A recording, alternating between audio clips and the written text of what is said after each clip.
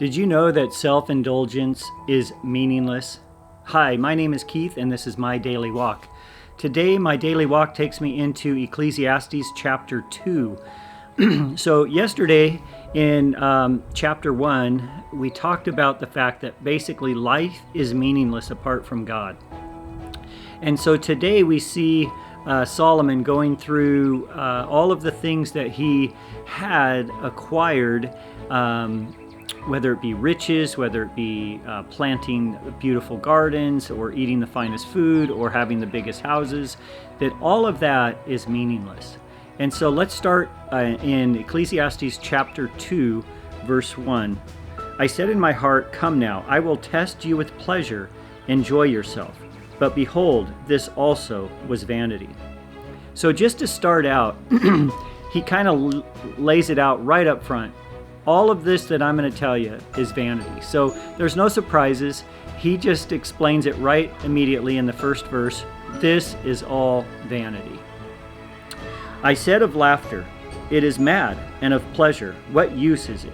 I searched with my heart how to cheer my body with wine, my heart still guiding me with wisdom, and how to lay hold on folly till I might see what was good for the children of man to do under heaven during a few days of their life.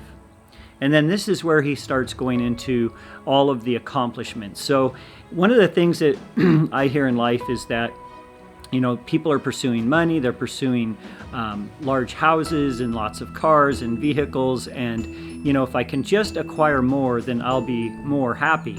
And it doesn't really matter what we acquire. If you think about it, if you build a bigger house, his was bigger. If you plant a great big garden, he planted forests.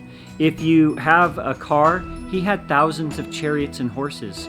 If you throw a party, this guy threw a party that would fill stadiums. So it's not like we can outdo the writer of Ecclesiastes, because he did it far greater. And he came to terms in the end that it's all vanity, he says. Vanity upon vanities. So it says, I made great works. I built houses and planted vineyards for myself. I made myself gardens and parks and planted in all kinds of fruit trees. I made myself pools from which to water the forests of growing trees. So, here I'm trying to grow a little garden at home, and he's growing forests and building pools so that he can water them.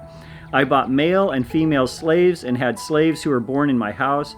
I had also great possessions of herds and flocks, more than any who had been before me in Jerusalem. I also gathered for myself silver and gold and treasure of kings and provinces. I got singers, men and women, and concubines, the delight of sons of men. So I became great and surpassed all who were before me in Jerusalem. Also my wisdom remained with me. So not only was he acquiring so many material things, but he still was considered the wisest man who ever lived. And so not only was all the material things vanity, but his wisdom was vanity, he said as well.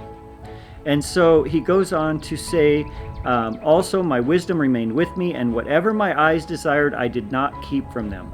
I kept my heart from no pleasure. For my heart found pleasure in all my toil, and this was my reward for all my toil.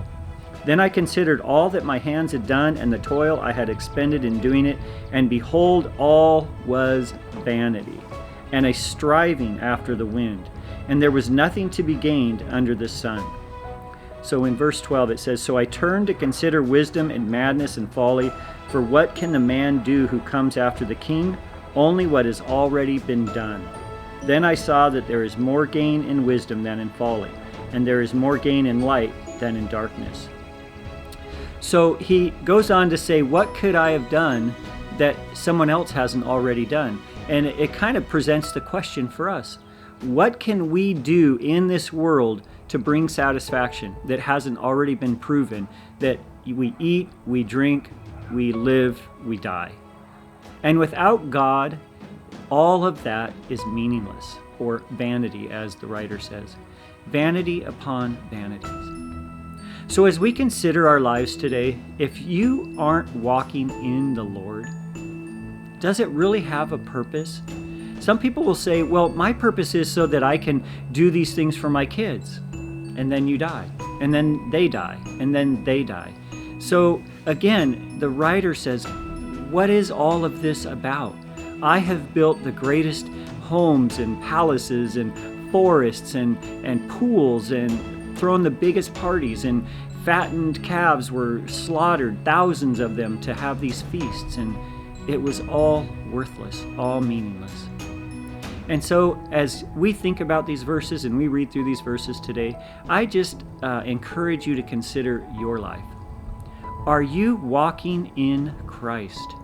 Without a life in Christ and understanding that our purpose, as he says, Christ says in Matthew 28, go and make disciples of all nations. If we're just satisfying our flesh and ourselves, it's meaningless. So today, as you consider that and you consider your own walk, I would encourage you to just dive into Christ. Not into the material things, not into the things of the world that bring just temporary satisfaction, but truly dive into the eternal, the one who can bring you hope and life and peace, not only here, but for all eternity. So that's what I have. Today's a travel day. We're going to be coming back from Texas, going to be heading back to our home in Portland, and looking forward to getting back and kind of getting into my normal routines again. But until then, I just pray and hope that you have a great day, a blessed day, as you serve Jesus with all of your heart. And may you walk today daily in Christ. God bless you.